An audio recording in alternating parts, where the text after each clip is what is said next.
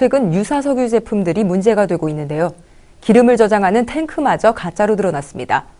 한번 땅속에 묻히면 철거하는 것도 어렵다는데 그나마 다행인 건 이번 수사를 계기로 주유소에 납품하는 유류 탱크의 검사 제도가 크게 개선됐다는 겁니다.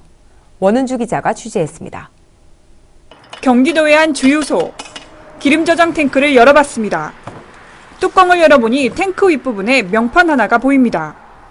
한국소방산업기술원의 성능시험 확인 표시 명판입니다. 하지만 이 주유소에 묻은 유류 탱크는 성능시험 확인을 받지 않고 불법으로 유통된 것으로 확인됐습니다. 공사비를 다 맡기면 그 사람들이 다 알아서 해주는 거니까 우리야 무슨 당연히 허가 기준에 의해서 들어오는지 알지 그거를 그렇게 들어오는지는 모르잖아요.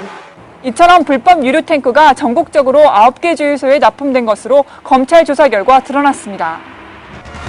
정상적인 유류 탱크는 4겹의 FRP로 제조되는 반면 이번에 불법 유통된 유류 탱크의 경우 2겹으로 제조되어 자칫 탱크 부식으로 기름이 유출될 우려가 큽니다.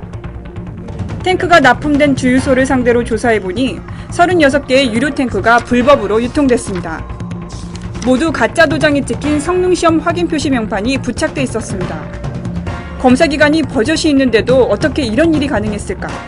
원래 유류탱크 검사 제도는 유류탱크 제작자들이 직접 성능시험 표시 명판을 만들어 놓게 되면 한국소방산업기술원 검사관이 현장에 가서 성능 검사 후에 처리를 각인하였던 제도였는데 피의자들은 이를 악용하여 자신들이 직접 처리를 위조하여 명판에 각인하였던 것입니다.